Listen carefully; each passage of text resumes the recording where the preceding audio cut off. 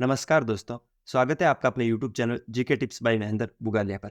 जैसा कि आपको पता है अपन प्रतिदिन सुबह 6 बजे करंट अफेयर की क्लास लगाते हैं, जिसमें उस दिन के करंट अफेयर को डिटेल एनालिसिस के साथ कवर करते हैं। उसके साथ उस टॉपिक से रिलेटेड जो भी पुराना करंट अफेयर ने पढ़ा है उसका रिवीजन भी करते हैं। उसी कड़ी में आज है 26 दिसंबर। आज का जो भी इंपॉर्टेंट करंट अफेयर बनता है वो आज इस सेशन में अपन कंप्लीट करेंगे। चलिए बिना किसी देरी के क्लास को शुरू करते हैं। पहला क्वेश्चन क्या है? वीर बाल दिवस कब मनाया जाता है? जो वीर बाल दिवस है वो कब मनाया जाता है? तो 26 दिसंबर को वीर बाल दिवस मनाया जाता है। आज है 26 दिसंबर, तो आज है वीर बाल दिवस। वीर बाल दिवस क्यों मनाया जाता है अपन उस पर चर्चा करते हैं।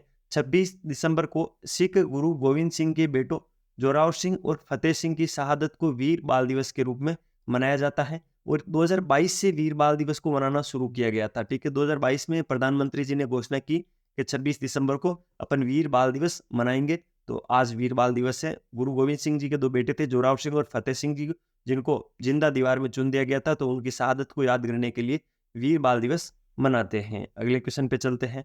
हाल ही में राष्ट्रीय किसान दिवस कब मनाया गया? राष्ट्रीय किसान दिवस मनाया जाता है 23 दिसंबर को, और अभी 23 दिसंबर को राष्ट्रीय किसान दिवस मनाया गया। उसको लेकर अपन थोड़ी चर्चा करते हैं। भारत में हर साल 23 दिसंबर को राष्ट्रीय किसान दिवस मनाया जाता है। इसी दिन भारत के 5वें प्रधानमंत्री चौधरी चरण सिंह की जयंती भी होती है। तो राष्ट्रीय किसान दिवस के दिन ही चौधरी चरण सिंह की जयंती होती है और वो 23 दिसंबर को होती है। इसके अलावा इंपॉर्टेंट चीज क्या है? राष्ट्रीय किसान दिवस 2023 की थीम क्या थी? तो सतत खाद्य सुरक्षा और लचीलेपन के लिए स्मार्ट समाधान प्रदान करना। सतत खाद्य सुरक्षा और लचीलेपन के लिए स्मार्ट समाधान प्रदान करना राष्ट्रीय किसान दिवस 2023 की थीम थी। और भारत के जो 5वें प्रधानमंत्री चौधरी चरण सिंह जी, उनकी जयंती भी राष्ट्रीय किसान दिवस 23 दिसंबर के दिन ही आती है। यह है चौधरी साहब चौधरी चरण सिंह। अगले क्वेश्चन पे चलते हैं। हाल ही में गुजरात सरकार ने किस शहर से शराब प्रतिबंध हटाया है? गुजरात सरकार ने जो गुजरात का गिफ्ट सिटी थी उससे शराब का प्रतिबंध हटा दिया है। गिफ्ट सिटी यानी Gujarat international finance tech city, gift city की फुल फॉर्म है। क्या है? Gujarat international finance tech city, gift city का फुल फॉर्म है। और गिफ्ट सिटी से गुजरात सरकार ने शराब पर प्रतिबंध हटा दिया है। अब आप वहां पर चेस कर सकते हो। गुजरात को लेकर पिछले कुछ दिनों में अपन ने इंपॉर्टेंट करंट अफेयर क्या पढ़ा है उस पर अपन एक बार वापस रिवाइज मार लेते हैं। दुनिया का सबसे बड़ा कॉरपोरेट कार्यालय सूरत में बनकर तैयार हुआ है। कोको कोला की बोटलिंग यूनिट गुजरात में 3,000 करोड़ रुपए का निवेश करेगी। इसके साथ गोल्ड फिश को गुजरात की स्टेट फिश घोषित किया गया है। इंपॉर्टेंट है, मैंने उस दिन पढ़ाया, तब भी मैंने आपको बताया था कि क्वेश्चन 3 स्टार है, तो इसको वापस रिवाइज कर लेना। गोल्ड फिश को गुजरात की स्टेट फिश घोषित किया गया है। गोल गुजरात का पहला रेल कोच रेस्टोरेंट राजकोट में खोला गया है। गोल नाम से एक रेस्टोरेंट भी खोला गया है जो कि राजकोट के अंदर खोला गया है। पहला रेल कोच रेस्टोरेंट है। उसके अलावा गुजरात सरकार ने कोर्नोकॉर्पस संयंत्र पर प्रतिबंध लगा दिया है। जो कोर्नोकॉर्पस संयंत्र था उस पर गुजरात सरकार ने प्रतिबंध लगा दिया है। पहला रेल कोच रेस्टोरेंट राजकोट के अंदर खोला गया है। गोल्ड फिश को गुजरात की स्टेट फिश घोषित की गई है। और जो कोको कोला कंपनी है उसकी बोटलिंग यूनिट गुजरात के अंदर 3,000 करोड़ रुपए का निवेश करेगी। और दुनिया का सबसे बड़ा जो कॉर्पोरेट कार्यालय है वो सूरत के अंदर तैयार हुआ है। ठीक है, ये गुजरात को लेकर पिछले कुछ दिनों में अपन ने करंट अफेयर पढ़ा था, जिसका रिवाइज कर लिया। अगला क्वेश्चन, हाल ही में कहाँ राजीव गांधी स्वरोजगार योजना शुरू हुई है? तो हिमाचल प्रदेश के अंदर राजीव गांधी स्वरोजगार योजना शुरू हुई है। जो हिमाचल प्रदेश सरकार है उसने एक ऐसा पोस्टर जारी किया जिसमें लिखा हुआ था, स्टार्टअप फंड की गारंटी पूरी, युवाओं के लिए 680 करोड़ की राजीव गांधी स्टार्टअप योजना।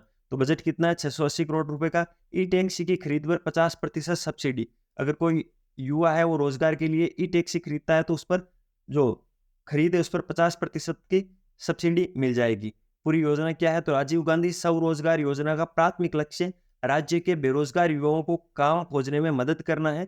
इस योजना के माध्यम से राज्य सरकार राज्य के प्रत्येक स्थानीय युवाओं को वित्तीय सहायता देगी ताकि वो अपना खुद का व्यवसाय शुरू कर सकें। तो ये राजीव गांधी स्वरोजगार योजना है वो हिमाचल प्रदेश सरकार की है।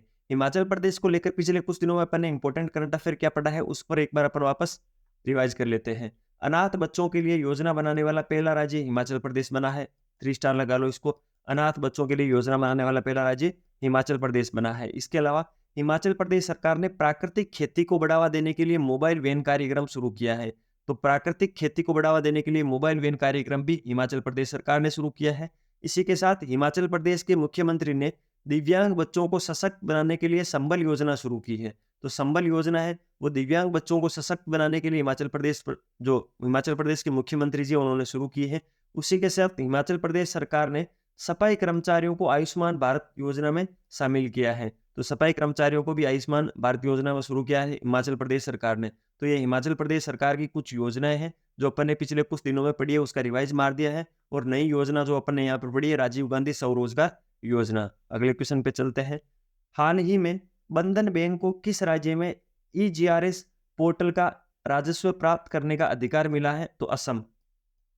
असम जो राज्य है वहाँ बंधन बैंक को जो ईजीआरएस होता है, मतलब ईजीआरएस का मतलब होता है जो पुराने कर्मचारी होती है उनकी पेंशन वगैरह का रख रखाव होता है, उनको पेंशन देना वगैरह, उनका जो रिकॉर्ड है वो रखने का कार्य बंधन बैंक को दिया गया है असम के अंदर। ठीक है, बंधन बैंक को लेकर इंपॉर्टेंट फैक्ट क्या है? तो बंधन बैंक भारत की एक बैंकिंग व वित्तीय सेवा कंपनी है जिसका मुख्यालय कोलकाता में है। ठीक है, बंधन बैंक का मुख्यालय कोलकाता में है, ध्यान रखना है। ठीक है, असम को लेकर अपन ने पिछले कुछ दिनों के अंदर क्या इंपॉर्टेंट करंट अफेयर पढ़ा, एक बार अपन रिवाइज मार लेते हैं।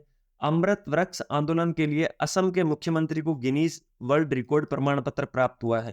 तो ध्यान रखना है, अमृत वृक्ष आंदोलन के लिए असम के मुख्यमंत्री जी को गिनीज वर्ल्ड रिकॉर्ड प्रमाण पत्र प्राप्त हुआ है। इसी के साथ 8वां Brahmaputra valley film festival Guwahati के अंदर हुआ था।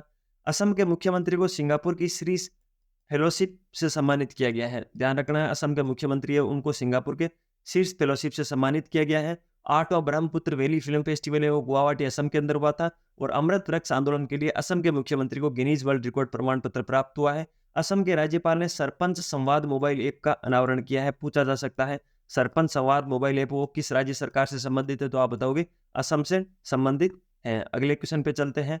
हाल ही में किसे मिस कॉन्टिनेंटल इंटरनेशनल 2023 का ताज मिला है? तो आस्था रावल को। आस्था रावल को मिस कॉन्टिनेंटल इंटरनेशनल 2023 का खिताब मिला है। ये है आस्था रावल जी। पिछले कुछ महीनों में कौन कौन से जो मिस के अवार्ड मिले हैं, मिस इंडिया हो गया, मिस इंटरनेशनल यूएस हो गया, जो भी मिले हैं उन पर अपन चर्चा कर लेते हैं। मिस इंडिया यूएस 2023 का खिताब रिजुल मेनी ने जीता है। ठीक है, इंपॉर्टेंट है, ध्यान रखना। मिस इंडिया यूएसए 2023 का खिताब रिजुल मेनी ने जीता है। मिस इंटरनेशनल इंडिया 2023 का खिताब परवीना अंजना धनी ने जीता है। वहीं मिस यूनिवर्स नीदरलैंड जीतने वाली पहली ट्रांसजेंडर महिला रिक्की वेलेरी कोले है। इसको 3 स्टार लगाओ।